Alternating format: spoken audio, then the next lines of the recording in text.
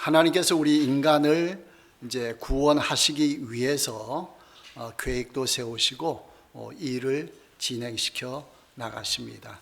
우리 하나님을 삼위일체 하나님이라고 칭하고 있습니다. 성부 하나님, 그 다음에 성자 예수님, 그리고 성령 하나님. 그 세 분 같은데 한 분이시다라는 거죠. 그래서 그 명칭을 삼위일체라 이렇게 이제 칭하고 있습니다. 성부 하나님, 이 아버지 하나님은 우리의 구원을 위해서 계획을 세우셨습니다. 설계도를 작성하신 것이죠. 그 다음에 성자 예수님, 아들 예수님은 아버지가 세우신 그 설계도대로 살아가셨습니다. 그 이루어 놓으신 것이죠.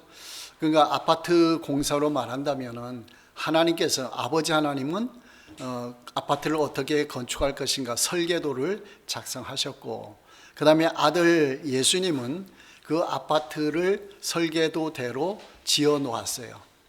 자, 아파트 그 설계도대로 지어 놓았다고 해서 다 된 거 아니죠. 그 다음에 어떻게 해야 되죠? 사람들이 입주해서 살아야 되는 거죠. 그러니까 구원은 설계대로 예수님이 다 이루어 놓으셨는데, 이제는 필요한 것이 사람들이 예수님을 믿고 구원을 받는 거예요. 그러니까 아파트를 지어놓고 사람들이 입주해서 살아야 되는 거죠. 그와 비슷한 현상이에요. 그래서 예수님이 구원사역 이루어 놓은 거, 그게 어떤 과정을 통해 이루어 나왔죠? 하늘에 계신 예수님께서 이 땅에 성육신, 인간의 몸을 입고 오셨고, 그 다음에 십자가에 죽으시고, 우리 죄를 위해서 대신 죽으시고, 그러니까 우리 죄를 위해서 대신 죽으셨다, 이걸로 해서 온 인류가 다 구원받은 게 아니고 입주를 시켜야 돼요. 그 입주시킨다는 것이 무엇인 거 아니요? 우리가 각 개인이 예수님을 믿는다라는 거예요. 그러니까 예수님은 다 이루어 놓으셨어요. 이제는 누가 해야 돼요? 우리가 해야 되는 거야. 우리에게 필요한 건 뭐예요? 입주금, 돈이 아니고 무엇이 필요하죠? 믿음이 필요한 거예요. 그러니까 예수님이 하신 일을 우리가 믿으면 구원받는다. 그 아파트 입주할 때는 돈이 필요하죠. 돈으로 이제 들어가죠. 근데 우리가 구원받는 것은 돈이 아니고 믿음으로 구원을 받는다. 그 믿음이라는 말이 앞에 항상 목적어가 붙어야 돼요. 누구를 믿는 거죠? 하나님을 믿고 예수님을 믿고. 구원받기 위해서는 예수님의 무엇을 믿어야 되죠? 조금 아까 말씀드린 성육신, 내 죄를 위해서 십자가에 죽으셨다. 그 다음에 뭐죠? 부활하셨다. 그 다음에 승천하셨다. 그 다음에 또 무엇을 하시죠? 예수님이 이 땅에 재림하신다. 우리를 천국으로 인도해 가신다. 요 과정, 요것을 믿을 때, 믿는다라면 요것을 믿는 것이죠. 믿을 때 구원을 주시는 거예요. 우리가 구원을 해 나간 게 아니고 예수님이 해 나간 거를 우리는 뭐 하기만 하면 되죠? 믿기만 하면 되는 거예요. 이게 은혜인 거예요. 하나님의 은혜. 우리 보고 자, 돈 모아가지고 건강 챙겨서 저 천국에 와라, 그러면 올 사람 없잖아요. 그러니까 예수님이 이 땅에 오셔서 다 이루어 놓으셨고, 우리는 믿는데 뭘로 믿으면 돼요? 마음으로. 우리의 마음을 열어서 믿으면 하나님이 구원을 시켜 주신다라는 거예요. 그래서 예수님이 이루어 놓으신 것을 성령께서 오셔서 우리의 마음에 믿음이 생기도록 도와주시는 거예요. 그러니까 지금 우리가 예배를 드리고 있잖아요. 말씀을 듣잖아요. 그때 누가 도와주셔야 돼요? 성령께서 도와주시면 말씀이 깨달아지고 말씀이 믿어져요. 어떤 사람은 계속 반대하고 그러다가 갑자기 성령께서 역사해서 믿은 사람들도 있어요. 성경에 보면은 대표적인 사람이 누구예요? 바울. 사울 시절에 예수 믿는 사람들을 핍박했잖아요. 다메섹으로 가면서 믿는 사람들을 붙잡아다가 감옥에 가두려고 갔잖아요. 가는 도중에 누구 만났습니까? 예수님 만났어요. 예수님 만나고 이제는 자기가 주를 위해서, 예수님을 위해서 죽도록 순교를 각오하고 복음을 전한 거예요. 그렇게 갑자기 바뀌기도 하는 거예요. 일반적으로는 점진적으로 말씀을 들으면 들을수록, 예배 참석하면 참석할수록 점점 더 믿음이 더 올라가게 된다라는 거예요. 즉 그때에 누가 도와주신다고요? 성령께서 도와주신다라는 거예요. 자, 예수님께서 공생의 사역 이 땅에 오셔서 3년 동안 공생했습니다. 30년, 30세부터 33세까지 공생에 3년 동안 하셨는데 30세까지는 그냥 일반 가정에 그냥 살았어요. 그냥 한 그 맏아들로서 그렇게 생활을 했던 거예요. 자, 그리고 공생의 기간 동안에 예수님께서는 성령께서 오신다라는 것을 예고하셨어요. 그게 어디에 나와 있는 거 아니요? 요한복음 14장에서 16장까지. 이 요한복음 14장에서 16장은 예수님이 마지막 유월절 만찬, 성만찬 하시고 이제 십자가의 그날 밤에 십자가에 이제 붙잡혀서 십자가에 못 박혀 죽으시는데 그 전날, 그 저녁에 마지막으로 제자들을 모아놓고 말씀을 주시는 거예요. 교훈의 말씀을. 그러니까 14장, 15장, 16장 전체가 그 말씀을 주시고 요한복음 17장은 그 제자들을 위해서, 이 세상을 위해서 중보기도 하시는 거예요. 17장은. 그리고 겟세마네 동산에 가서 기도하시고 붙잡히셔서 그 다음 새벽 아침에 이제 십자가에 죽게 되시는 거예요. 그러니까 요한복음 14장에서 16장의 말씀을 보면은 성령께서 임하신다라는 말씀이 여러 군데 기록되어 있어요. 14장 16절에서 17절 보면요, 내가 아버지께 구하겠으니 그가 또 다른 보혜사를 너희에게 주사 영원토록 너희와 함께 있게 하리니 그는 진리의 영이라. 세상은 능히 그를 받지 못하나니 이는 그를 보지도 못하고 알지도 못함이라. 그러나 너희는 그를 아나니 그는 너희와 함께 거하시며 또 너희 속에 계시겠음이라 했습니다.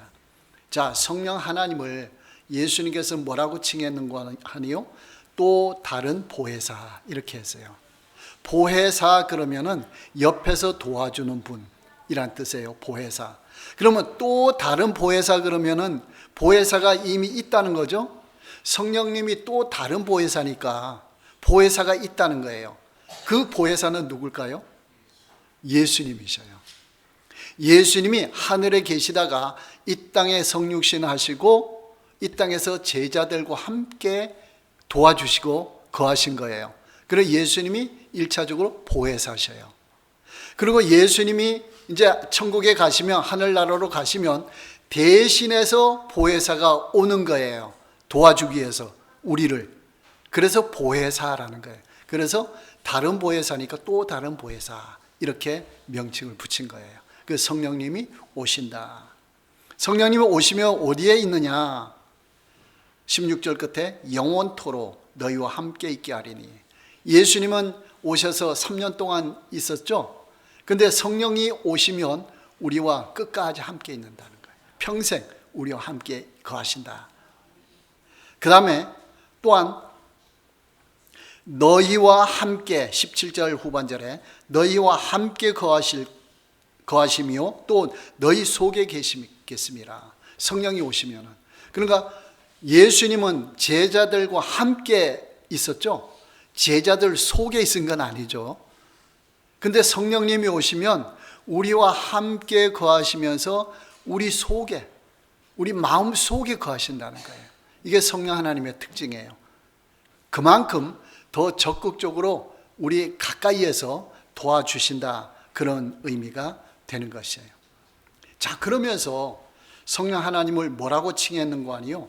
무슨 영이라고 하는 거 아니요? 진리의 영이다. 여기에 보면은 몇 번이나 그렇게 했어요. 진리의 영이라. 진리의 성령이 오실 때에, 또한 그러나 진리의 성령이 오시면, 그러니까 성령 하나님의 그 또 다른 명칭을, 별칭을 뭐라고 했어요? 진리의 영이시다. 그 하나님도 여러 가지 호칭이 있죠. 별칭이 있죠. 여호와 니시, 그러면 무슨 하나님이에요?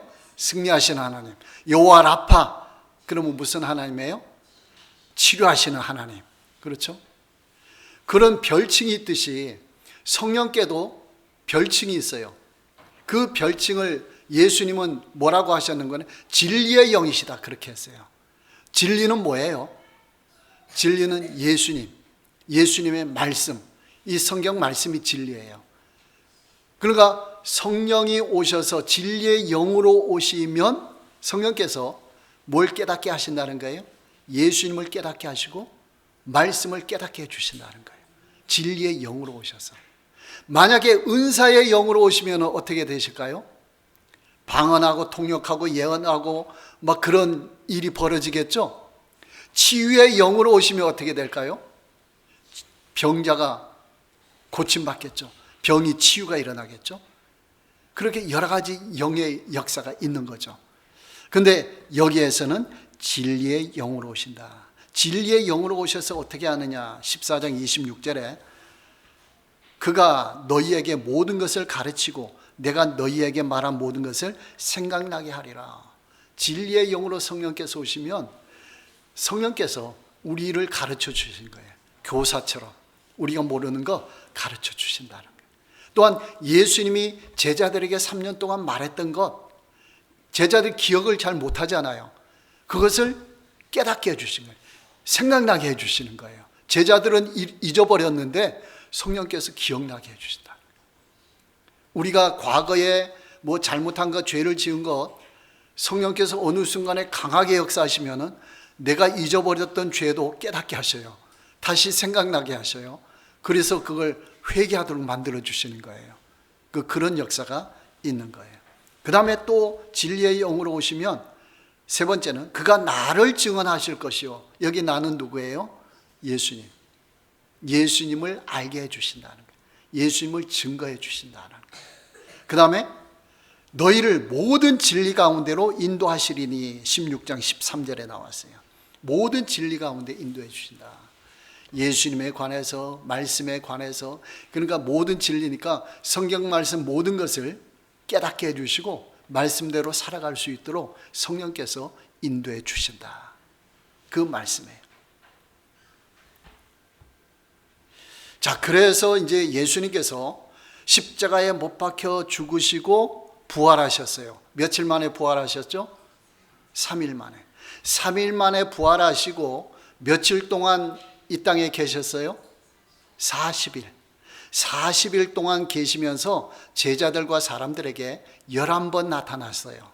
11번 나타나서 무엇을 하셨는가 하니요? 하나님 나라 일을 예수님이 말씀하셨어요. 그러면서 예수님과 성령 하나님이 사역이 교체되게 예수님이 말씀을 하시는 거예요. 자, 그런데 아까 진리의 영이라 그랬죠? 그 진리의 영을 그 살아나셨을 때에 다시 한번 상기시켜 주는 거예요. 사도행전 1장 4절과 5절 말씀에 보면은 사도와 함께 모이사, 지금 부활하신 후의 사건이에요. 이 말씀은, 사도행전 말씀은 그들에게 분부하여 이르시되 예루살렘을 떠나지 말고 내게서 들은 바 아버지께서 약속하신 것을 기다리라 라고 했어요. 여기서 내게서 들은 바, 이건 뭘까요? 성령. 아버지께서 약속하신 것을 기다리라 라고 했어요. 무엇을 기다리라는 거예요? 성령을 기다리라는 거예요. 성령을. 그러면 예수님께서 요한복음 14장에서 16장에서 진리의 영의 성령을 말씀하셨죠.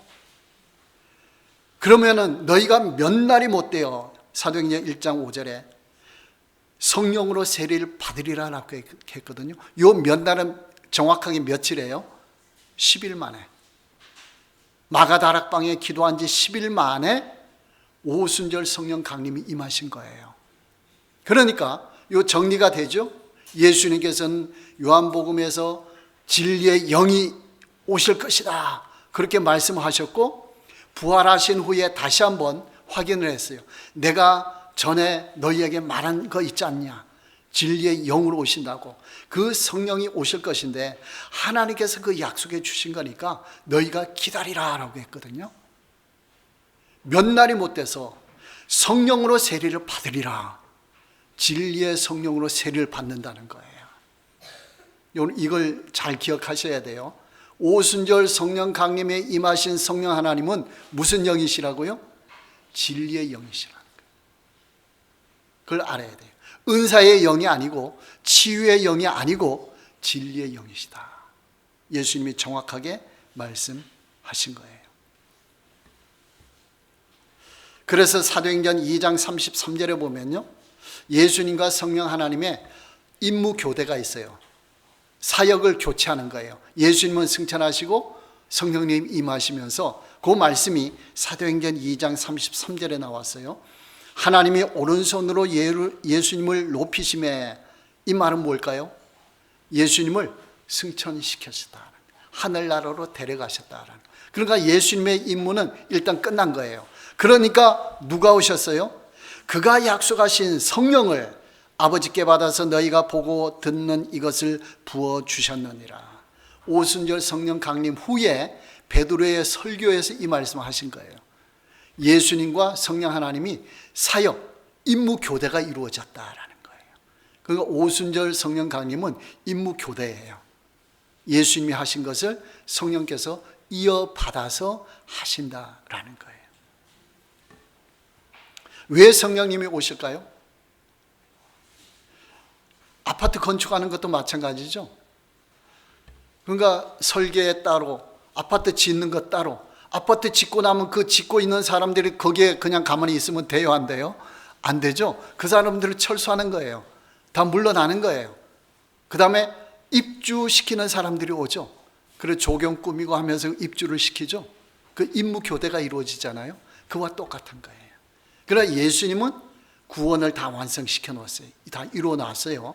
이것을 우리 사람들에게 적용시키기 위해서 성령께서 이 땅에 오신다라는 거예요. 그래서 오순절 성령 강림이 임하셨다. 그러니까 오순절 성령 강림은 구약에서 성령께서 임하시고 역사하시고 그렇게 하신 것하고는 차원이 달라요. 그때는 필요할 때에 성령께서 오셔서 깨닫게 하시고 믿게 하시고 또 역사도 일으키시고 전쟁에 승리케도 하시고 치유도 일으키시고 그렇게 하셨어요. 그리고 임무가 끝나면 올라가셨어요. 근데 지금 오순절 성령 강림은 예수님과 임무 교대로 오신 거예요. 영원토록 너희와 함께 있겠다, 너희 안에 있겠다 했잖아요. 완전히 임무 교대거든요. 그러니까 오순절 성령 강림 후에는 성령께서 떠나지 않고 영원토록 우리와 함께 하시는 거예요. 그 차이점이 있는 거예요. 그러니까 구약의 성령과 신약의 성령은 이런 의미에서 차이가 있다라는 거예요. 그래서 골로새서 그 진리의 영으로 오신 성령께서 어떻게 하시느냐 구체적인 내용이 한 구절에 딱 나와 있어요. 골로새서 1장 5절 6절 너희를 위하여 하늘에 쌓아둔 소망으로 말미암음이니 곧 너희가 전에 복음 진리의 말씀을 들은 것이라. 이 복음이 이미 너희에게 이름에 너희가 듣고 참으로 하나님의 은혜를 깨달은 날부터 너희 중에서와 같이 또한 온 천하에서도 열매를 맺어 자라는도다 했습니다. 골로새 교인들이 구원의 복음의 말씀을 들었어요. 진리의 복음의 말씀을 듣고 어떻게 했느냐? 깨달았다라고 했어요. 깨달은 날부터. 그러니까 복음을 듣는 즉시 이 사람 깨달은 게 아니고 복음을 듣고 있다가 언젠가 깨달았어요. 깨달은 날부터 열매가 맺었어요. 그러면은 말씀의 열매가 맺었거든요. 복음을 깨닫는 건 누가 깨닫게 해주신다는 거예요? 성령께서. 우리 할 일은 뭐예요? 말씀을 마음에 넣는 거죠. 말씀을 보고 듣고 읽음으로 마음에 넣어요. 마음에 넣어 놓으면 누가 깨닫게 하셔요? 성령께서. 그러니까 사람들을 보고 너는 왜 못 깨달아? 혼내면 이건 맞아요? 틀려요? 틀려요. 왜? 사람이 깨닫는 게 아니고 성령께서 깨달게 하시는 것이기 때문에 사람 마음대로 하는 게 아니에요. 사람을 혼내지 말고 그러면 어떻게 해야 되죠? 그 사람을 위해서 기도해 줘야 돼요. 성령 하나님 깨닫게 해 주십시오. 대신에 우리가 할 일은 뭐예요? 말씀을, 복음을 전해주는 거예요. 복음을 전해줘야 돼요. 그냥 엉뚱한 말 잘해준다고 해서 구원받는 게 아니에요. 예수님의 복음, 복음의 핵심 내용이 아까 뭐예요? 그 성육신 하시고 재림하시기까지 모든 내용이잖아요. 그 말씀을 알려주는 거예요. 그래서 그랬죠. 듣든지 안 듣든지 전하라 라고 했죠. 그렇죠? 일단은 전해야 돼요. 뭐가요? 복음의 내용이. 그럼 알고 있잖아요. 믿지는 않아요. 근데 어느 순간에 성령께서 딱 건드리면 말씀이 믿어지는 거예요. 바뀌어버리는 거예요. 그러니까 우리가 할 일은, 전도할 때 할 일은 복음을 전하고 위에서 기도해 주는 거예요. 그러면 그 다음부터 누가 역사하셔요? 성령께서 역사해 주시는 거예요. 우리가 그럼 책임질 부분이 뭐냐? 복음을 전하지 않고 중보기도, 기도도 해주지 않은 것은 우리의 책임이에요. 그렇죠? 복음을 전하고 기도까지 해줬다 그러면 누구의 책임이에요? 그 사람의 책임이고 하나님의 책임인 거예요. 그렇죠? 하나님의 뜻에 따라, 하나님의 때에 따라, 하나님의 방법으로 하나님께서 역사해 주신다라는 거예요. 자, 그래서 누가복음 8장 15절에 씨 뿌리는 비유에서 좋은 땅에 있다는 것은 착하고 좋은 마음으로 말씀을 듣고 지켜 인내로 결실하는 자니라. 말씀을 듣고 지킨다라는 거예요. 어디에 지켜요? 마음속에. 그 말씀을 듣고 함부로 내뱉으면 안 돼요. 그 복음을 듣는 자도 자기의 책임은 뭔가 아니요. 깨닫지는 못하고 믿지는 못하더라도 말씀을 그냥 내팽개치면 안 돼요. 말씀을 간직하고 있어야 돼요. 그럴 때 인내로 결실한다라고 했어요. 말씀을 품고 한 번에 되는 게 아니고 두 번, 세 번 계속, 어떤 사람은 평생 걸리는 수도 있어요. 죽기 직전에 믿는 사람도 있어요. 그러니까 그거는 우리의 할 일이 아니고 하나님께서 하실 일이고 그 상대방이 할 일이고, 그러니까 우리는 복음을, 하여간 말씀을 받아야 돼요. 받고 지키고 인내해야 돼요. 그러면서 성령께서 역사해 주시도록 우리도 기도해야 되고 사람들도 기도해야 되고, 그러다 보면 깨닫게 하셔서 열매를 맺고 자라게 하신다라는 거예요. 그 반면에 누가복음 8장 12절 그 씨 뿌리는 비유에서 네 가지 밭 종류가 나오죠. 좋은 밭이 나오고 그 다음에 길가에 있는 밭이에요. 길가에 있다는 것은 말씀을 들은 자니 이에 마귀가 가서 그들이 믿어 구원을 얻지 못하게 하려고 말씀을 그 마음에서 빼앗는 것이요.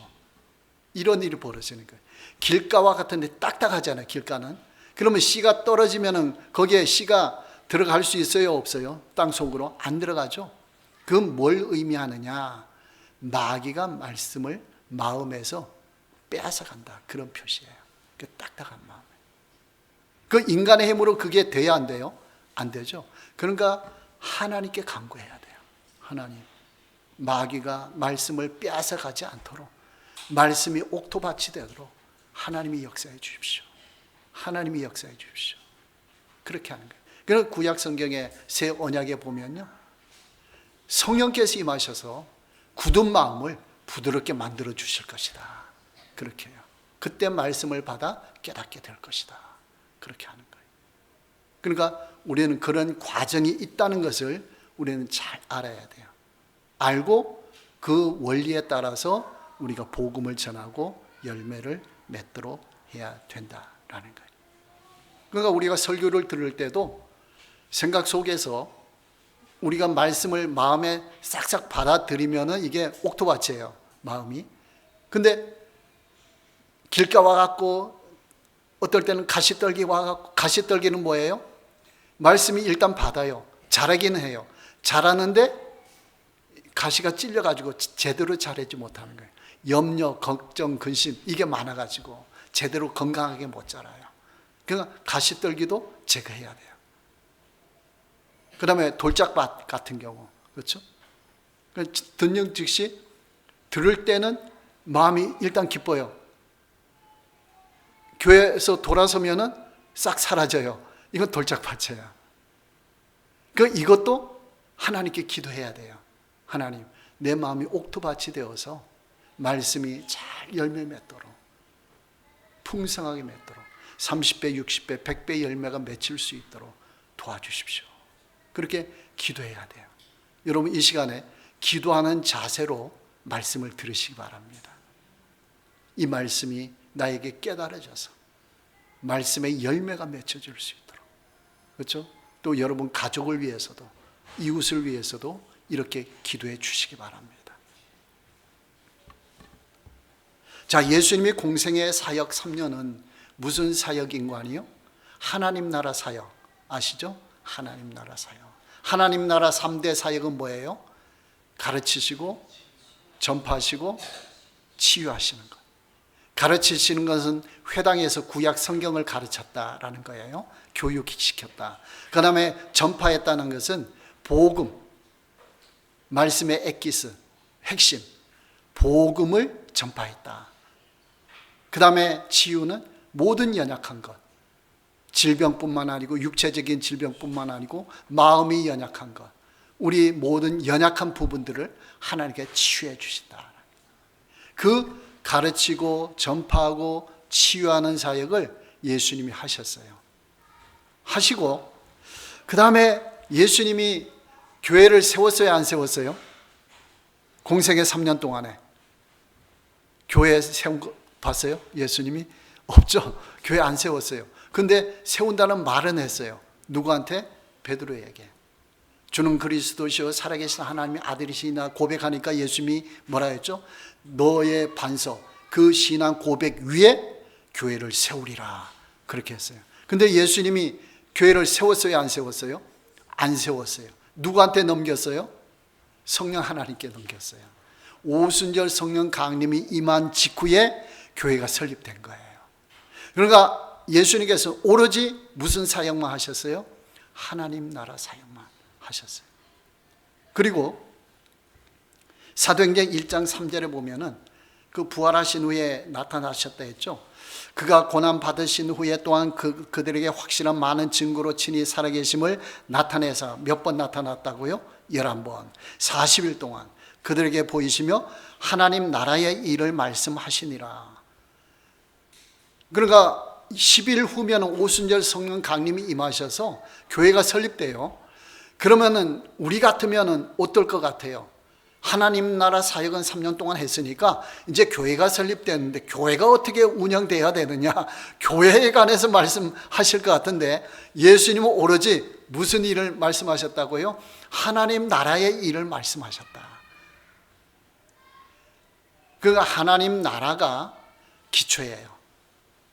자, 구약에서는 가정을 세우시고 신약에서는 교회를 세웠죠. 가정과 교회는 무엇을 위해 있는 기관이에요? 하나님 나라를 위해서. 이 땅에 하나님 나라를 세우기 위해서 하나님이 세우신 두 기관이 가정과 교회다라는 거예요. 그리고 예수님께서는 오로지 하나님 나라 사역, 이 기초 작업을 하신 거예요. 그 성령님께서 오셔서는 어떻게 하시죠? 교회를 세우시고 교회를 통해서 하나님 나라 일을 하시도록 하는 거예요. 성령 하나님은. 그렇죠? 구약에서는 어떻게 했다고요? 가정을 통해서 하나님 나라 일을 하도록 그렇게 하셨다라는 거예요. 자, 그렇게 관계가 형성이 되는 겁니다.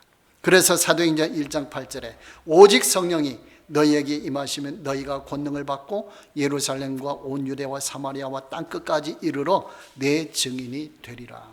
성령이 오시면 권능이 임한다. 이 권능이 뭔가 아니요? 다이나마이트예요. 폭발력이 있다라는 거예요. 그 제자들 스스로는 교회 세우면 운영할 수 있을까요? 없을까요? 운영할 수 없어요. 제자들 스스로는. 그래서 누가 역사하셔야 돼요? 성령께서 강하게 역사하셔야 교회가 운영이 된다라는 거예요. 더군다나 이방 나라에 복음을 전파해야 되거든요. 이방 나라는 누가 장악하고 있어요? 사탄이 장악하고 있잖아요. 사탄이. 그러니까 사탄이 장악하고 있는 나라의 교회를 설립해 가지고 복음을 전파하려면 얼마나 강해야 돼요. 그렇죠? 그러니까 웬만해서 못하는 게. 그러니까 제자들 통해서는 교회에서 예수님이 5,000명, 3,000명 그를 따라다니는 무리들을 교회에 설립해 봐야 얼마 안 가서 다 끝나는 거예요. 없어져 버리는 거예요. 왜? 사탄이 다 방해하기 때문에. 그래서 사탄이 끈질기게 방해해요. 예수님이 이 땅에 오셔서도 사탄이 방해한 거 아시죠? 크게 3번. 언제예요?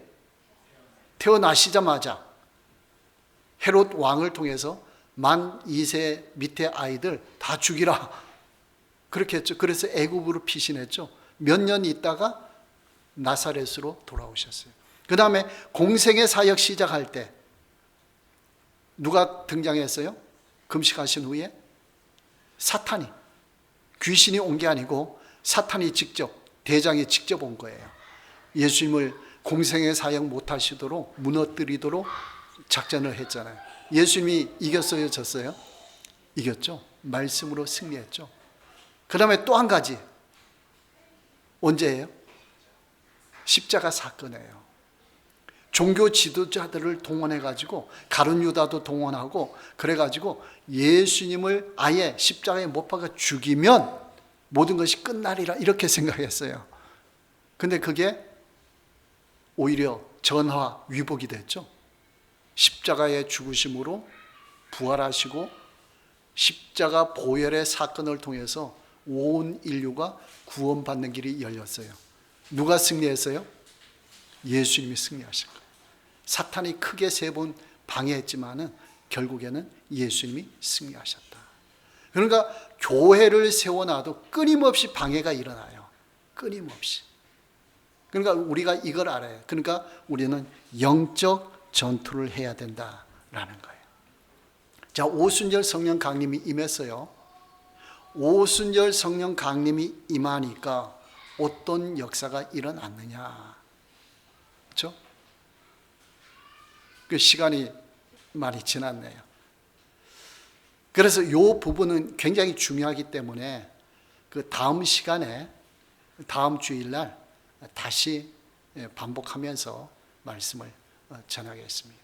그러니까 이 성령이 오셔서 역사하신 것은 진리의 영으로 임하셔서 역사하셨다. 이것이고, 그래서 오순절 방언이 한 것은 진리의 영의 방언이었다. 이렇게 되는 거예요. 여러분 이걸 깨달으셔야 돼요. 그러면서 그때 방언의 역사는 복음 전파였다. 그때 들은 사람들이 오순절 성령 강림을 통해서 120명이 방언하는 것을 들은 사람들이 세계 각국 유대 교포들이 와서 들었다가 세계 각지로 흩어지면서 교회를 설립했어요. 그 대표적인 교회가 어느 교회인 거 아니에요? 로마 교회예요. 이때 오순절 성령 강림을 곁에서 보고 그들이 말하는 방언의 복음 말씀을 듣고 예수님을 믿고, 그때만 해도 유대인이었어요. 유대교였어요. 근데 그 순간에 예수님을 믿고 기독교인이 되어서 로마로 돌아가서 교회를 설립한 거예요. 여러분 이런 과정을 다음 주일날 자세하게 말씀을 전하도록 하겠습니다. 그러니까 우리가 하나님의 일을 할 때는 사탄의 방해가 심하게 있다는 것, 이걸 아시고 영적 전투를 하시기 바랍니다. 인간적 전투가 아니고 영적 전투. 영적 전투하려면 말씀과 기도예요. 그 다음에 성령 하나님의 인도함을 받는 거예요.